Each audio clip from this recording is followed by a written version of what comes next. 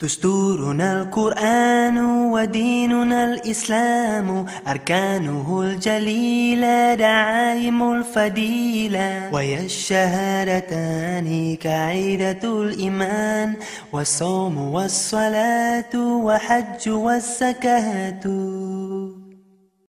بسم الله الرحمن الرحيم. الحمد لله والصلاة والسلام على من لا نبي بعد الذي حمل دعاء الدعوة الذي حمل دعاء الدعوة بلغ الرسالة وأدى الأمانة ونصر الأمة وجاهد في الله حق جهاده.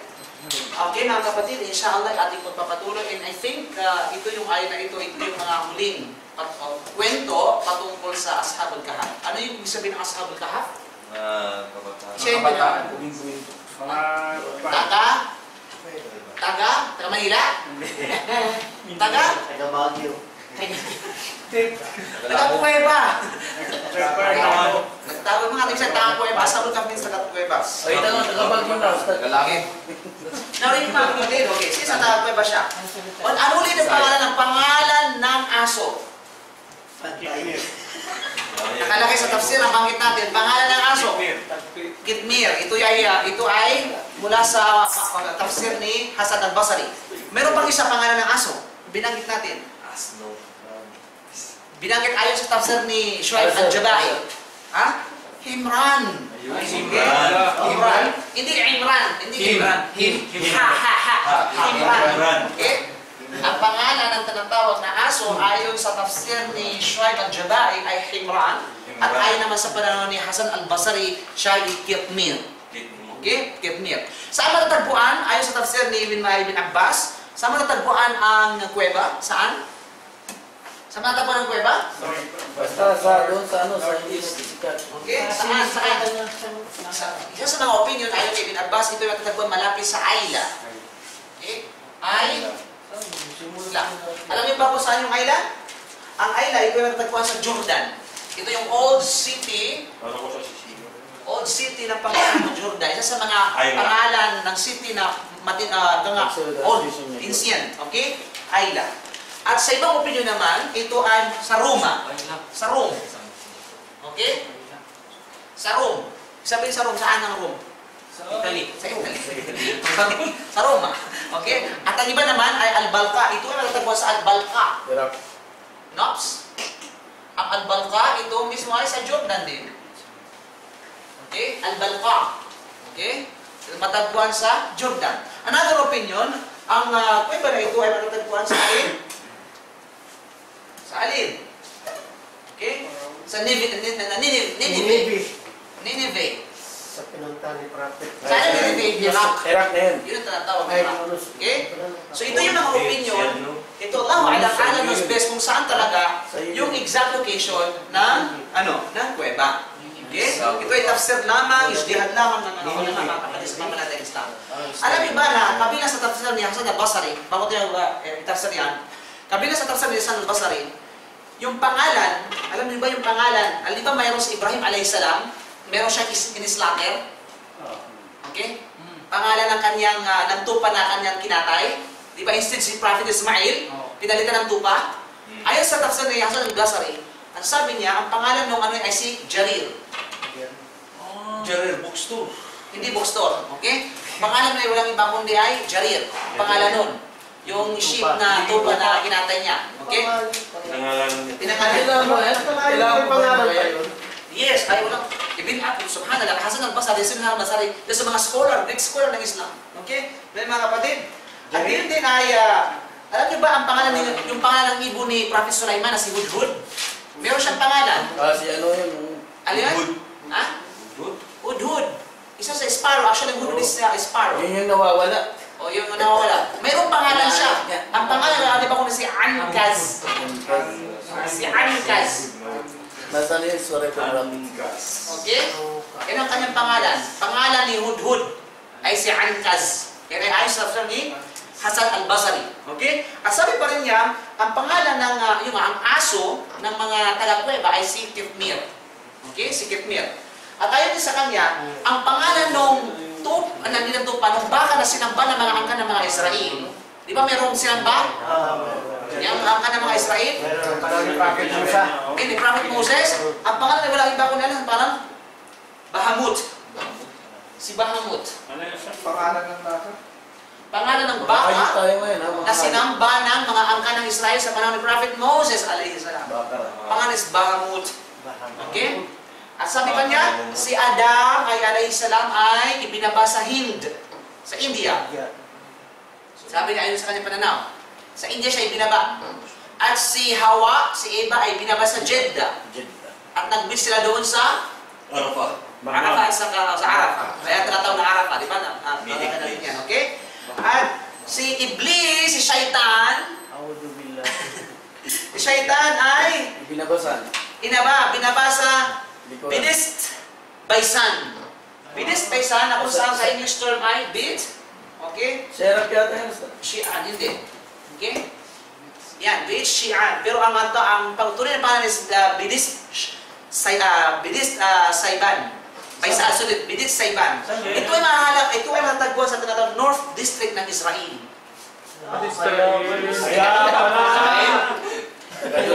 Okay, kaya pala, di ba? Ha? Hindi ha, bakit? Ang mayroon mo, Shi'an. Bidist, actually, ang tamang pagpagkasan is Bidist Baisan. Kahit nung binaba. Ha? Hindi ko alam. Okay, malagay siya. At isa lang yung na. Okay. Samahin ka ng tawag ng bago sabihin sa North District ng tawag ng Israel. Okay? Ini. At ang ahas na kasamang ibinaba ay saan sa Asfahan. Saan sa Asfahan? Sa Iran. Aspahan nga pala. Kaya pala. Asfahan. Sir, anong pangalan niya, Ustad? Hindi, sa Iran. Hindi yung pangalan ng snake. Ha? Asfahan. Hindi na maging Hindi kasi pinangalan ng lahat ng hayop eh. Dapat may pangalan dun eh. Okay? So malinaw? So ang lahat. Malinaw. Asfahan. Hindi ang pangalan. Saan siya binaba siya? Sa baba, diba? Aspahan. Which is Iran. Which is Iran now. Mga ahas. Doon sa ano. Malinaw kapatid. So ay ito, ang tafsiran, ang panahon na ito ay kanino? Kay Hasan al-Basri. Okay? Kay Hasan al-Basri. Yan ang panahon siya. Pananaw ni Pleb siya eh. Now, sinabi ng Allah subhanahu wa ta'ala kapatid, di ba? Ilang days sila natulog? Ayon sa tafsir ni Ibn Abbas? 309 years. Okay? 309 years. Okay? Anong pangalan ulit ng king sa panahon ng paggising nila? Pangalan ng king sa panahon ng mga nung nabuhay pa yung Ashabul Kahf? Salman. Dasyanos. Si King Dasyanos. Okay, malinaw? Okay. At sino yung mga, sabihin, high profile itong mga kabataan ito? Di ba? Tulad na sinabi natin mga kapatid, ay siya'y natulog ng mga ilan tinatawag natin. Ilan? 309 years. After that, ginising sila ng Allah subhanahu wa ta'ala. Ang sabi ng Allah, وَكَذَلِكَ أَعْثَرْنَا عَلَيْهِ. Sige, sabi natin. وَكَذَلِكَ. Ilan sila katao? 14 ba? Hindi. Nandyan yan. Soya. Sunod na ayah. Okay? Kaya tayo. Malalaman natin yan. Okay? Sinabi ng Allah, وَكَذَلِكَ أَعْثَرْنَا عَلَيْهِ. At pagkatapos ginising sila ng Allah subhanahu wa ta'ala. Ang ayah na ito ay tumutukoy sa kung papaano nalaman ng mga taga doon ang kwento tungkol sa kanila. Nalaman. Sabihin, natunghayan mismo yung kanilang location at pinuntahan pa mismo ng mga tao kasama yung king sa panahon na yun. Okay? Sinabi ng Allah, وَكَذَلِكَ أَعْثَرْنَا. Athar na ibig sabihin at pagkatapos ipinaalam namin. Sabi, pinaalam namin sa kanila. Sino sa kanila dito? Sino tutukoy? Sa kanila. Sino kanila? Ipinaalam namin sa kanila. Okay? Sa kanila. Doon sa mga taong nabuhay pagkagising nila. Halinaw? Sabihin, ipinaalam ng Allah subhanahu wa ta'ala ang kwento tungkol sa mga Ashabul Kahf, doon sa mga taong namuhay sa panahon ng pagkagising nila. Pinaalam sa... Paano ba pinaalam, kapatid? Ito yung kwento kung paano ipinaalam. Okay? Ang kwento na ito. Hindi ba sinabi natin doon sa mga naunang aya, di ba, nung pagkagising nila, anong ginawa? Nangutom sila, pagkatapos ipinadala na yung isa sa kanila para bumili ng tinatawag na pagkain. At anong advice sa kanya na mag-ingat sa paglabas, mag-ingat sa pagpunta doon, mag-ingat sa pagbili at iba pa para hindi sila malaman. At kapag natuklasan nga, Okay? Bakit pinag-iingat? Kasi pag natuklasan ng king at saka ng kanya mga kawal yung kanilang location, ano ang gawin sa kanila? Minsan sa kaya sinabi, yarjumukum. Ano yarjumukum? Babatuhin. Babatuhin. Bisaya. Babatuhin. Di ba? O di naman kaya ay ipababalik sila sa kanilang pananampalataya.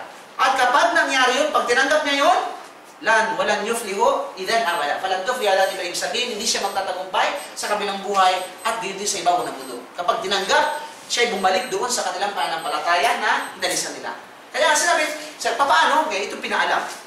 Pumunta kayo ng lalaki na ito. Pumunta. Nagdahan-dahan siya. Pumunta sa bayan na ito. Ano ang pangalan ng bayan? Ang pangalan ng bayan ay walang iba, Daskos. Okay? Or Dakos, sorry. Sa may Hindi. Yung pangalan ng Dakos. Dacianos ang pangalan. Sa Jordan nga Dakos. Ibig sabihin, ito yung pangalan na tinatawag na city. City is Dakos. Okay? Malinaw? So, pumunta siya sa bayan ng Dakos at nagdahan-dahan siya. Nagdaka siya, kapatid. Kasi bakit? Wala na yung mga dati niyang nakikita na mga landmarks.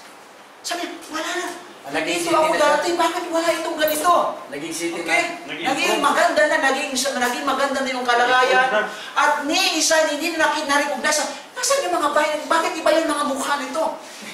Naging, sabihin na iba na lahat. Kaya sabi na sa kanya, bali na ata ako, nababalik na ako. Yung pera nila. Okay? Ay, hindi naman kaya nahasulinate ako. Bisa nahasulinate ba yun? Okay? Halusinate. Hindi naman kaya baka na naginip lang ako. Sabi, hindi pwede ito. Kaya pumunta agad-agad siya, nagdahan siya, nagtago, at nakita siya ng isang tindahan. Okay? Andoon ang mga pagkain. At pumunta siya doon sa pagkain. At ito, bibili ko na ito. At inabot niya yung dirham. Yung pera niya. Kinuha ngayon nung nagbebenta, sabi niya, ano to? Walang ganitong pera ito. Nabuo ka pa. Walang ganitong pera ito. Kasi bayad ko yan. Sabi, walang ganitong pera. Pinagluloko mo. Okay? Sabi niya, ano to? Kaya nga, sabi niya, hindi. Kinakailangan magbayad ka ng ganitong currency, ng ganitong umla namin ngayon. Sabi niya, wala itong ganitong pera sa panahon ngayon. Kaya nga, ang ginawa ngayon ay pinasa doon sa kabilang tindahan. Tinan mo ito. Nagtaha ngayon ng mga kabilang tindahan. Sabi niya, hala, ito yung parang treasure. Sabi niya, baka itong lalaking ito nakahukay ng treasure. Okay? Hanggang sa pinagpasa para sa mga tindahan, nagulat na ngayon, naging curious na ngayon sa kanila. Sabi niya, sino ka at taga saan ka? Saan mo nakuha yung treasure na ito? Sabi niya, ako ay naninirahan kahapon dito. Naninirahan ako kahapon dito. At yung king namin, na kung saan ay under sa pamamahala ni King Dacianos. Okay? At yung lugar na ito ay Dakos. Sabi niya, luko-luko to. Walang ganito tinatawag na pangalan. Walang ganito. Kaya ang ginawa ng mga mamamayan, mga madlang people, okay? Sa kanya, kinuha siya, binitbit papunta doon sa kanilang king sa panahon nila ngayon. At ang pangalan king, ako na sa tafsir, okay, ay si Tidoses. Okay? Ang king ay si Tidoses. Parang ano naman. Yan ang king. Yan ang king sa panahon. Parang disciple lang. Yes. Okay, Tidoses. Si Tidoses, mga kapatid, ay isang Muslim na king. Isang mananampalatayang king. Okay? At meron siyang background. Okay? Mayroon siyang background sa nangyari sa mga Ashabul Kahf. Napag-alaman niya, dati, mula sa kanyang mga kanunuan, hanggang sa dumating sa kanya, na kung saan, mayroong nawala na mga anak ng mga leader. Biglang nawala at naglaho sila. At hindi alam kung saan nagpunta. Hanggang sa kumalat yung kanilang storya sa kanila, hanggang sa dumating sa kanilang henerasyon. At yun ay, may background si King Tidoses. Okay? Kaya sabi niya, ikaw yung mga nawawala. Ikaw yung mga kabilang sa mga nawawalang kabataan, kawalang kabataan. Maaari mo ba kaming dalhin sa lugar mo ngayon na kung saan nasaan yung kasama mo? Kaya nga, dinala siya ngayon, pati yung mga madlang people, mga mamamayan, papunta doon sa tinatawag na Cueva. At doon, ako din sa mga tafsir, maraming interpretasyon ng mga tafsir. Isa, kabilang sa mga nagsasabi na nakita nila mismo. Okay? Kaya pagdating nila sa tinatawag na king, doon sa kuweba, sa kabukayan ng kuweba, sabi nung itong kasama niya na bumili, sabi niya, maaari bang ako muna yung papasok para Ipaalam ko sa aking mga kasamahan na nandyan kayo para hindi sila matakot. Okay? Yan. Ito na ngayon, pumasok siya, at sa ibang tafsir naman, sabi niya, nakapasok sila, at sa ibang tafsir naman ay, inilabas sila, ika nga. Sa ibang tafsir naman ay, sila ay pumunta ng bayan, nagsaya sila, dahil mga buhay pa, mga ganyan, na nagsaya sila sa sobrang tuwa. Nagbunyi, ika nga. Okay? Nagtataw ng piging, banggit, piging. Okay, yung pala. Naintindihan? Kasi natatawag na, piging, ng kasiyahan dahil sa ano, dahil sa tagpuan sila, ika nga. Naintindihan? Okay. Now, dahil sa tagpuan sila. Now, after that, sabi ng iba, sabi sa al-tafsir, na kung sa tabi ng Sa Ibn Kathir, at kayo nitang sa Qurtubi at sa kanang Bagawi at Tantawi, na kung saan ay, pagkatapos nagkaroon ng kasiyahan ay, bumalik sila ngayon sa kuweba. At doon, sinani na sila'y mamatay. Now, anong dahilan? Anong saysay mga kapatid na pagkatapos tinatawag na gisingin para malaman lamang ng mga tao at pagkatapos mamatay sila? Why? Liya'lamu anna wa'dallahi haqq. Proof para sa proof. Ito yung kadahilanan. Okay? Upang mabatid nila. Sinong nila? Itong mga tao. Itong mga taong ito, sa ayon sa ibang mga tafsir, upang mabatid ng mga taong Quraysh sa panahon ni Propeta Muhammad sallallahu alaihi wasallam. Okay? Anna wa'dallahi, na ang promise ng Allah ay totoo. Na ang pangako ng Allah subhanahu wa ta'ala ay totoo. Wa anna as-sa'ata la rayba fiha. Upang sa ganun, yung sa'a, ano yung sa'a? Oras. Okay. Ano tinutukoy ng oras diyan? Araw ng paghukom. Panahon. Araw ng paghukom. Laray ba fiyak na walang pagdududa na mangyayari ang araw ng paghukom. Na mayroong paghukom. Bakit? Idyatanaza'una bainahum amrahum. Kasi bakit? Sila'y nagtatalo-talo, ang mga tao ay nagtatalo-talo sa kalagayan. Sa pagitan nila, sa kalagayan ng mga ashabul kahf.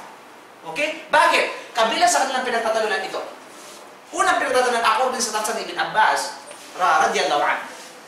Nagtatalunan yung mga sa pagitan ng musyrikin at sa kanang mga Muslim.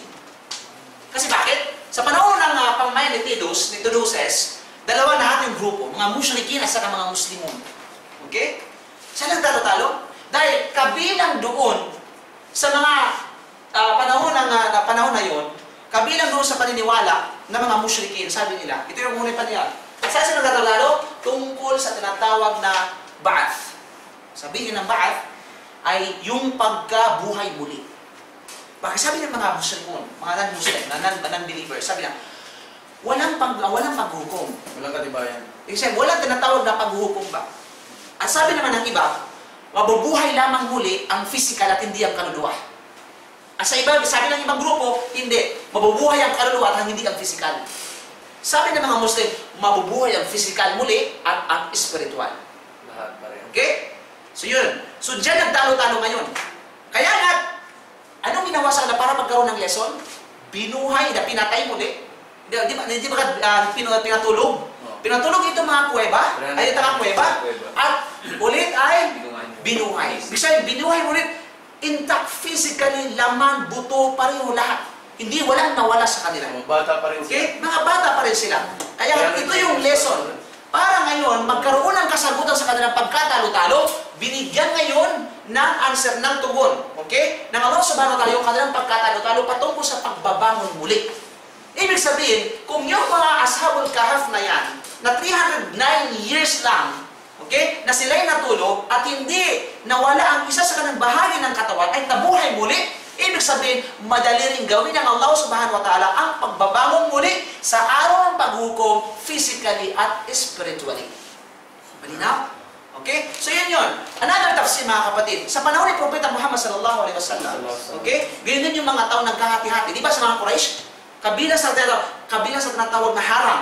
Haram ng mga Quraysh na ayaw maniwala sa mensahe ni Propeta sallallahu alaihi wasallam. Alam niya, si Propeta man nagsasabi ng katotohanan, hindi nagsasabi ng kasinungalingan dahil sa tinatawag na araw ng paghukom. Ayaw nilang maniwala na merong araw ng paghukom. Imposible mga ninunok, babangunin muli. Kaya nga ito yung tinatawag na, hindi niyo ba napag-alaman yung mga ashabul kahf, binuhay ng Allah subhanahu wa ta'ala pagkatapos na mamatay? Sabi na mamatay pa yung pagtulog? Walang duda. Kaya nga ito yung kadahilanan kung bakit sa maiksing panahon lamang at binuhay na pagkatapos sa maiksing panahon ay sila ay pinatay. Kung mahabang panahon na sila natulog at maiksing panahon ay binuhay sa ulit at pagkatapos pinatay din ng tuluyan. Because of that, liya'lamu, upang malaman lamang ng tao na ang promise ng Allah, ito'y katotohanan kung saan, wala sa kalari ba fiha. Okay? Ibig sabihin na yung oras ay walang pagdududa. Idh yatanaza'un amrahum bainahum, kabilang mga kapatid, kabilang sa kanilang di pagtatalunan ito.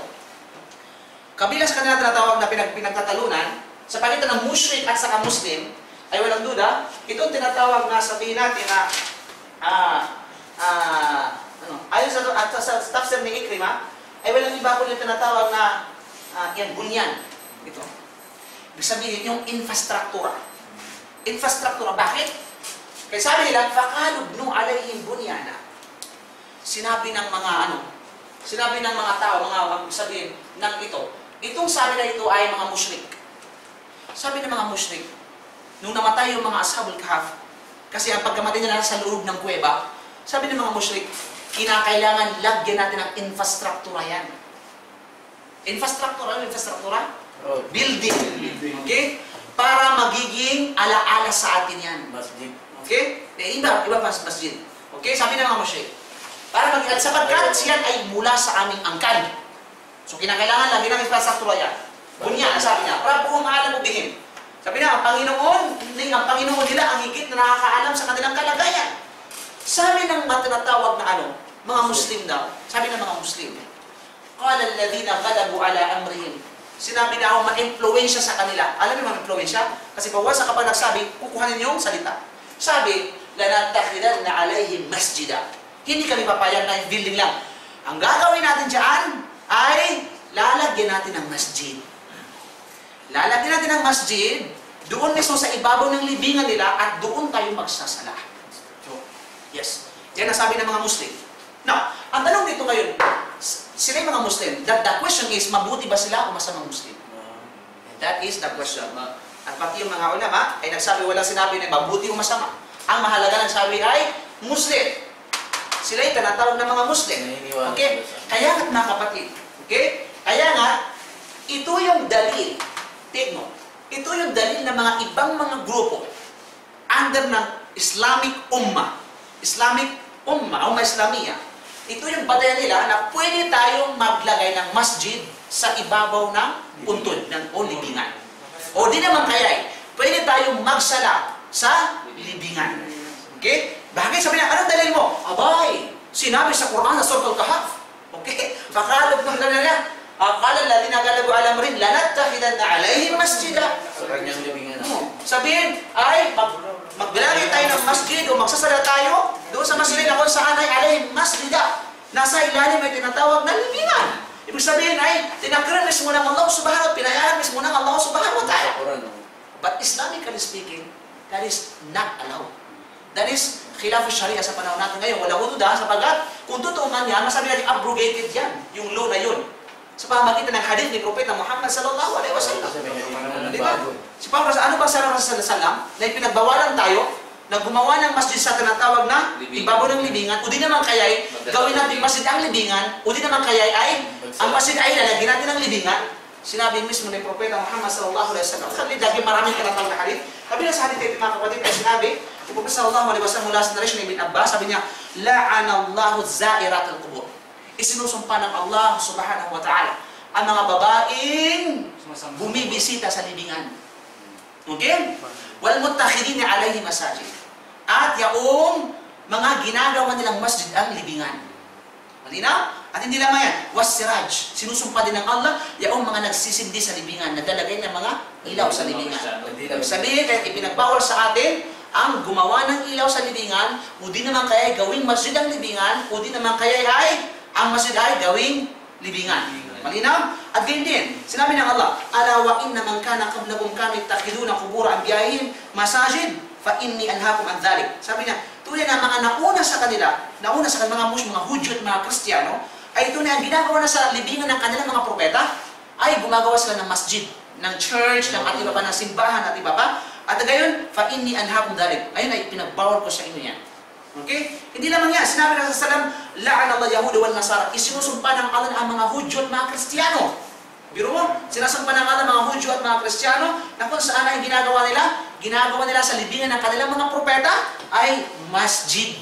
Okay? Simbahan. Ng simbahan, ika nga. At nakalagay sa hadith ni Aisha radiyallahu anha, nung naglakbay si Habiba sa Salama sa Habashi, nakita nila yung church doon sa Ethiopia. Church na kung saan may mga sura, may mga pictures ng mga propeta, ng mga mabubuting mga tao.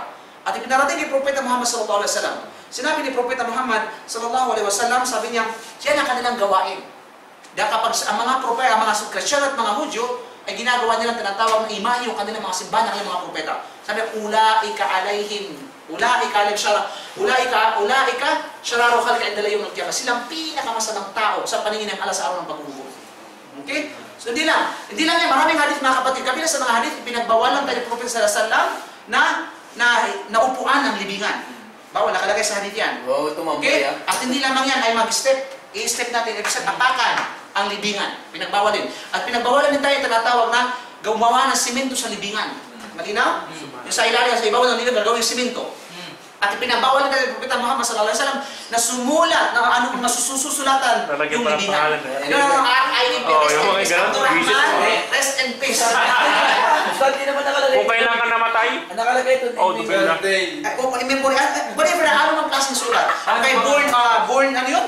Born and died. Born and died. Born and died. Lahat ng ito ay panggagaya sa mga Kristiyan. Paano yung ano, Okay? pagbato lang Ustad sa... Walang problema kung tinatawag na tulad. Nakita niyo yung baki? O baki. May mga bato sa gilid. Okay? Na kung saan ay nasa gilid lamang at hindi sa ibabaw ng libingan. Malinaw? Na kung saan ito ay indication lamang. Siminto eh. Palatandaan. Kasi ito lang ang mahalaga palatandaan na yun ay tinatawag na sabihin natin na may at saka ang nalibig mahal yan. at saka din hindi dapat malamataas. Hindi dapat. Patayin na nga. Dahil pinagtulong Patayin na nga sa Christian, nilagyan pa ng semento, di nabikitan pa. Ang mahalaga doon ay talaga lahat ng mga ito ay pinagbabawal. Kaya nga sa mga hadith na ating nalikom mga kapatid sa panampalatayang Islam ay nagpapatunay na hindi pwedeng maging batayan ito.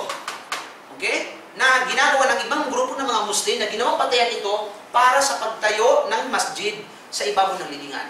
Okay, gawing masjid ang libingan. Malinaw? So mali ito. Okay? Pagamat ito ay Muslim, patuloy doon Allah, wala kung mabuti ba sila tinatawag na? Kulang pa sa ano. Sa paano, Ustad, halimbawa, may magtanong kasi dito, may mga ano tayong mga critics ba na itirahin tayo sa ganyan. Sana yung Siguro pa-share ka na rin, Brad, ha? O tapos, ano yung sasagot dyan, siyempre sabihin. Siyempre sinabi sa Quran, salita ng Allah subhanahu wa ta'ala. basahin mo yung tafsir, kung anong tafsir niya. Balikan mo yung tafsir. Okay, huwag ka magtafsir ng sarili mong interpretasyon. Okay? Kailangan balikan mo yung explanation ng mga ulama kung paano nila pinaliwanag yan. So, pupuntahin sa tafsir. Yung maganda. Okay, kasi hindi natin kaya hindi mo wala kang background sa tafsir, hindi mo lubusang maintindihan ng tinatawag na kung ano yung sinasabi ng aya o ano ang patungkol sa aya na ito. Malinaw? So ang mahalaga yung aya na ito napakadakila na kung saan ay sinasabi sa atin, ano yun? Lesson sa atin yung dahilan kung bakit binuhay ulit yung tinatawag na tagapuweba dahil merong mission upang malaman ng mga tao na ang promise ng Allah ay totoo. At ang araw ng paghukom ay walang duda. Malinaw? Okay. At gayon din, ang ano na ito ay walang iba kundi ay ngayon, ito ngayon. Kabila sila pinagtatalunan. Pinagtatalunan mga mushrik at saka mga Muslim ay ang bilang ng mga tagapuweba. Ilan ba ang bilang nila? Okay? Maraming ano. Sige nga. Ilan ang bilang nila? 3. 7 tas 8. Okay? Pang-8 ang kaso. Okay? 3, 4. Sino pa? 7. 7. 7 pang-8 ang Halo? kaso. Sabi ni Okay? Meron pa 5, 6. 300. Magsisimula sa 3, 4, 5, 7, 6, 5, 6, 7, 8. Ito na nga yan. Sinabi ng Allah sa Quran, bilang tinatawag na sabihin natin pagtugon, kung ano talaga yung tinatawag na tama. Ganyan? Okay. Ay, unang-una, anyway, kabila sa pinagtatalunan ba ng mga Muslim at sa musyrikin, patungkol sa tinatawag yung kung kailan sila natili sa kuweba. Patungkol sa walang tafsir na detail kung ilan ba talaga, pero kay Ibn Abbas is 309 years. Malina? Pero anyway, dito tayo sa bilang nila. Ang kasagutan nito ay mismo pinaliwanag ng Allah. At ipinawalang bisa niya, okay, iniligate niya, tinanggihan niya itong mga nagsabi ng haka-haka. mga numbers. Kapag ang panig mo ay sabi mong 3, pang-4 yung ano nila, yung aso nila, o di ka may ang opinion mo is 5 sila, at pang-6 yung tinatawag na nila, ikaw ay kasama sa pananaw ng mga mushrikin. Okay? Ang sabi ng Allah, ito, sasabi ng Allah, sayakulun. Sino sayakulun? At sasabihin nila. Sino sila? Sila. Mga tao ng mga mushrikin. Bakit? Sa panahon ni Prophet Sallam, merong dumating na dalawang tao. Una si Sayyid. Si Sayyid, isang Yakubiyan. Isang tinatawag lain mula sa lineage ni Yaqub alayhi salam, na isang tinatawag na Christian. Okay? Pangalawa ay walang iba kundi sa tinatawag na si Aqib. Si Aqib ay ibig sabihin ng Aqib, successor nung Sayyid, leader. Sayyid means leader. Dumating kay Propeta Muhammad sallallahu alaihi wasallam.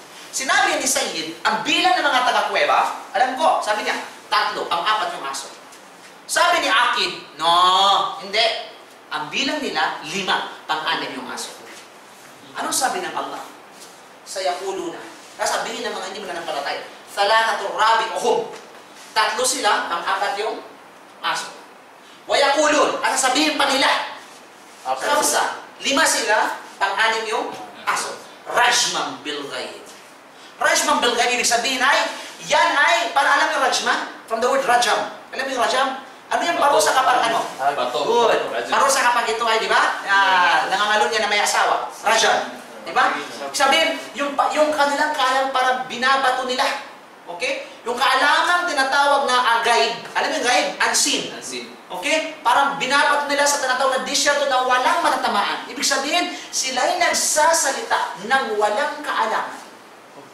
Ibig sabihin dito, pinagmulaanan ng Allah itong unang pananaw na 3, pang-4 yung aso, o 5 kay 5, pang-6 yung aso. Lahat yan ay walang kaalaman, sabi ng Allah. Okay? Walang kaalaman. Walang kaalaman sa tinatawag na unseen. Mali na mga kapatid. Okay. Kaya nga dito, Rajman bil ghaib, khamsatu salihat, ito na nga, wayaqulun. At sasabihin nila. Sino nila dito mga Muslim? Sasabihin ng mga Muslim, 7 wa thaminuhum kalbuhum. 7 sila at pang-8 ang aso. Ito ngayon, ibig sabihin, walang pang-4 na opinion. 3 opinion lamang. Okay? 3 na kasama yung 4, pangalawang opinion, 5 na kasama yung 6. Okay? Then, yung pang-8 ay yung 7 kasama yung 8. Walang 4. Okay? So, huwag kang mag-imbento ng 4 na pananaw. Nagkaroon na kami mismo ng Allah subhanahu wa ta'ala. Okay? So, yung dalawang opinion, niligit mismo ng Allah. Pinasinungaling ang mismo ng Allah. 3, 4. Okay? Yung tao, yung 3, 4, 5, 6. At, pinatutuhanan ng Allah, 7 at saka 8. Malinaw? 7 at saka 8. Mantakin nyo. Bakit? Malinaw dyan. Una-una, sa kaya mismo niya, kapag gano'n ka, marunong ka sa language ng Arabic, mapapatutuhayan mismo. Bakit? Mapapansin nyo, salata rabi'uhum, di ba? Diretso yung salata at saka yung 4. Di ba? At saka yung tinatawag na 5, 6. Diretso siya. Pero pagdating sa tinatawag na 7, mayroong wa. Diba? Mayroong wa. Okay? 7 wa thaminuhum. Ayon sa mga ulama ng nahu, ng language, ibig sabihin ng wa na ito ay pagpapatotoo. Pagpapatotoo. Kasi bakit? At makikita mo yung unang pananaw, walang wa. Hindi sinabi na 3 wa rabi'uhum. Hindi sinabi. At hindi rin sinabi na 5 wa sadisuhum. Hindi rin sinabi. Bagkus, pagdating sa 7, 7 wa thaminuhum kalbuhum. Okay? Walo pala yung aso. Ang walo yung aso. Yung sumunod niya na, Walo yung aso. Tungwal, ha? yung sumunod niya anong related niya dun sa wa? Kasi bakit wa? Oo nga, tama na yun. Yung sumunod, ano yung sumunod na? Korabit? Hindi, putol muna yan. Putol muna yan. Mamaya na. Okay? Mamaya. Isa-isa na. Ay, kalat. Dahil. Dahil, sa katap. Okay? Kalbo, ang mahalaga dito, sabi ng wa. At gayon din, kabilang sa tapos ng wa, para malaman nyo, yung wa, sa mga noong unang panahon yung mga Arab, nagtatapos ang bilang sa 7. Na atin ngayon is 10. Para sabihin, wahid, ithnin, thalatha, arba, khamsa, sitta, sab'a, wa thamaniyah. Wa thamaniyah. At maraming patunay sa banal na Quran. Sa Surah At-Tawbah. Okay, basahin nyo Surah At-Tawbah. Hindi kanyo kasi parang nyo. Surah At-Tawbah. Okay? Sa Surah At-Tawbah ay walang iba kung yung tinatawag na ano? Surah At-Tawbah? 112. Surah At-Tawbah 112 ng banal na Quran. Para patunay talaga na the ending, nag-conclude sila sa 7. After that, nilagyan ng 1 pagdating sa, bago magsimula sa 8. Okay? Surah At-Tawbah. Boss, 112? 112, yes. Class yan. Surah At-Tawbah. 9. 100, verse 112. Ito na. Chapter 9 verse 112. Chapter 9. Okay, chapter 9 verse 1 to. Okay. Now, isa-isahin natin. Una, bilangin mo Ismail. Una, at-taibun, al-abidun, Al-Abidun, al-hamidun, as-saihun, ar-raki'un, pang-anim, as-sajidun, pang-pito, Al-Aminun, as-sajidun, as-sajidun, Al-Aminun, pang-pito, al-amirun bil ma'ruf an-nahuna 'anil munkar. Ito na. Ito makinig kayo. Ulitin natin ha. Una is at-taibun. Taibun. After ka walang nilagay ng wa, di ba? Dire-diretso. Sunod is al-abidun, pangalawa. Pangatlo is al-hamidun. Pang-apat is as-sajidun. Pang-lima is ar-raki'un. Pang-anim is as-sajidun. Pang-pito, al-amiruna bil ma'ruf. Then, wa an-nahuna 'anil munkar. Di ba? Wa an-nahuna 'anil munkar. Nung pangwalo na siya, naglagay ng wa. Okay? Naglagay ng tinatawag na wa. Malinaw? Like this. Diba? Sab'atu, pang-pito, wa thaminuhum. Okay? Yung composition ng tinatawag na bilang ba? Malinaw? Pag every 7, either bilang man siya o tinatawag na ano, malaga, pang 7 siya, bago siya magsimula sa tinatawag na 8, mag-ano ng wa. Another evidence, sa surah to ano, pansinin nyo, sa surah to al-Tahrim, chapter 66, verse 5. Okay? Surah to Tahrim. Teka lang. Verse 5 is that? Okay, surah to Tahrim. Saan ba yung Tahrim? 66. 66. Verse 5. Okay. Verse 5. Basa ko sa. Okay. Saan ba? May Tahrim, yun. Verse 5, di ba? Asarabuhum in Asarabuhu italawa ko na bayarozon akhirum min kunna dito sa muslimat mag-umpisa sa muslimat kasi katayin ng babae yan muslimat una okay pangalawa mu'minat pangatlo qanitat pang-apat taibat pang-anim abidat pang-lima abidat pang-anim saihat okay pang-pito taibat number 8 wa'abakara. Diba? Merong wa. Diba? So yun ang tinatawag na ano, sa mga Arab, Ito lang ang tawag.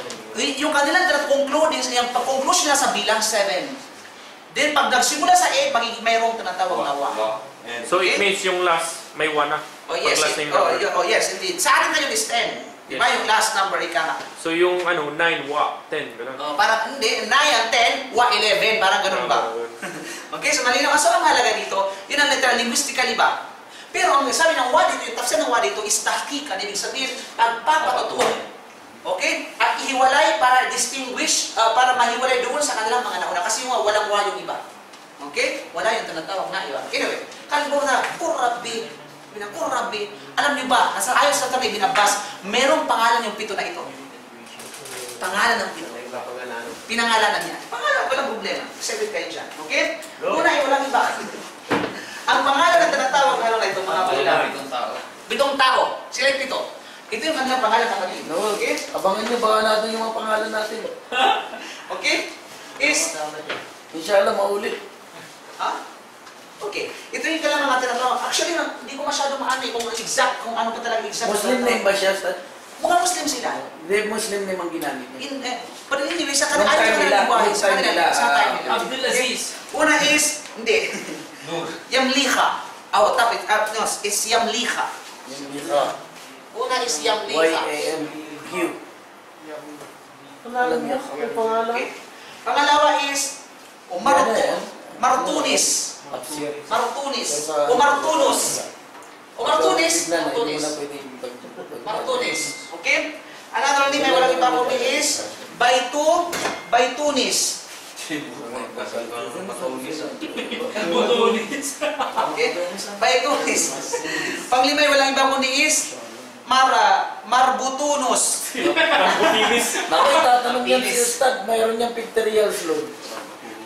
Ano ba? Itatanong yan si Hindi, Ustad. malimit, 30 eh. Ano yan? Baitunis? Yes, Baitunis. Okay? Marbutunus. Marbutunus. Mabutones. Ayun, Ustad, ang magandang ano sa ano, sa... Number 5 Butunis. Ayong kay... Pagkasunod is Bakwa Du Nawanis.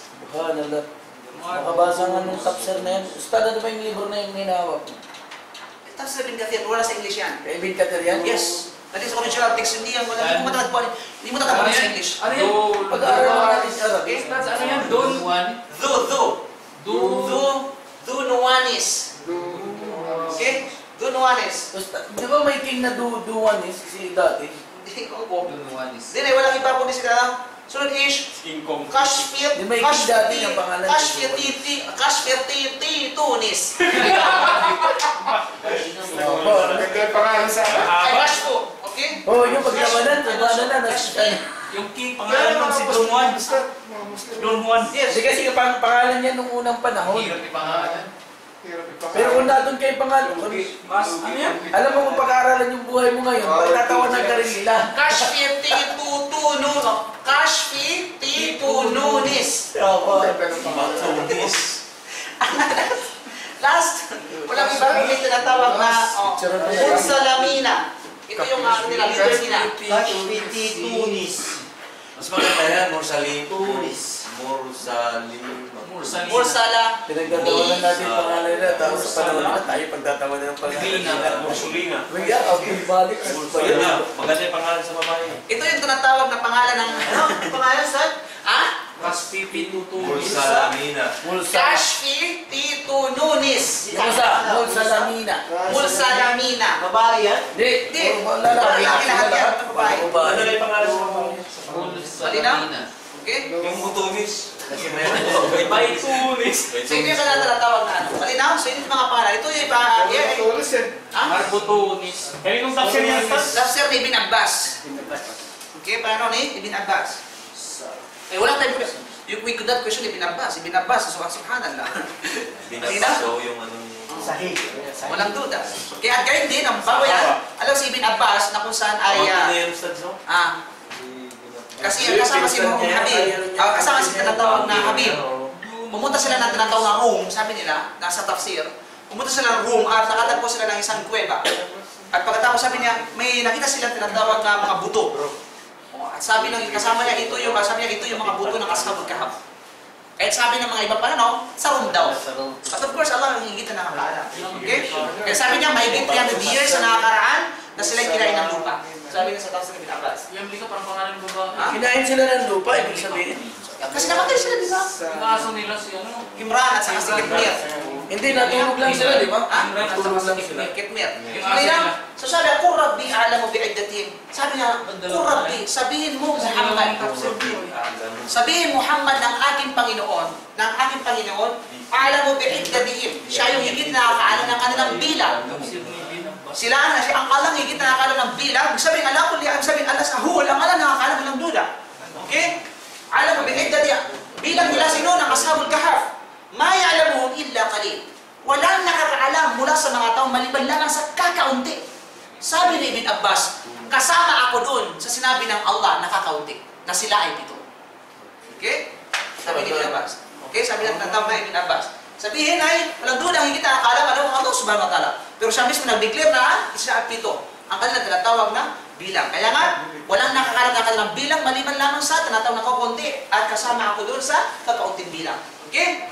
Kaya nga, illa mira'an dhahira. So, fala tumari fihim. Kaya nga, Muhammad. At of course, ito, sunod, yung ayah na ito at saka yung tinatawag na pang pinakahuli, ay hindi lamang ito kay Professor na bagus sa atin. Address din ito sa atin at mensahe din ito para sa atin. Okay? Bakit? Sabi, fala tumari fihim. Huwag kang makipagtalo sa kanila. Sino sa kanila? Mga mushrikon. Okay? Mga mushrikon. Kasi bakit? Di ba dumating yung dalawang ito, sa iyo at si Akin, di ba sa salam? Makipagtalo ko tungkol sa kanilang bilang. Okay? Sabi na, huwag kang makipagtalo sa kanila. Okay? Sa mga mushrikon, mga non-Muslim, illa mira'an zahira. Maliban lamang sa malinaw at lantad na batayan. Clear proof. Malinaw na at lantad na batayan. Wala tastafti fihim. At huwag kang humingi ng konsulta.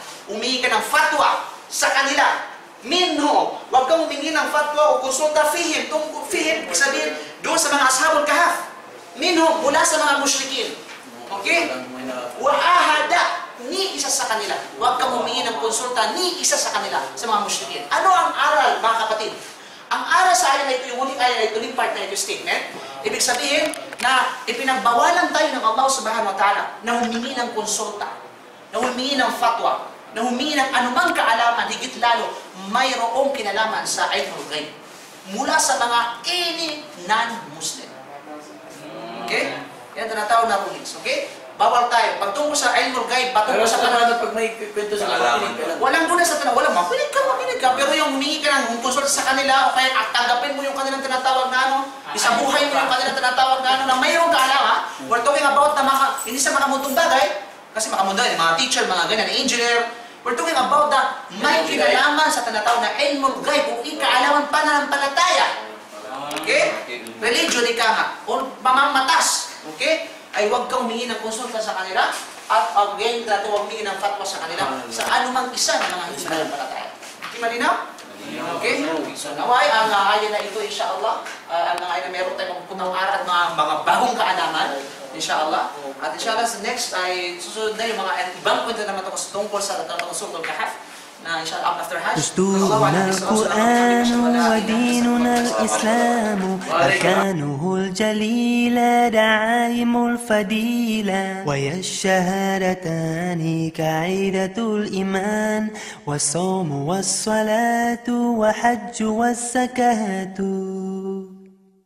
Our guide is the Quran, our religion is Islam. 5 noble pillars upholding what is virtuous. To make the testimony is the base of the faith, and the fast and the prayer, the pilgrimage and charity.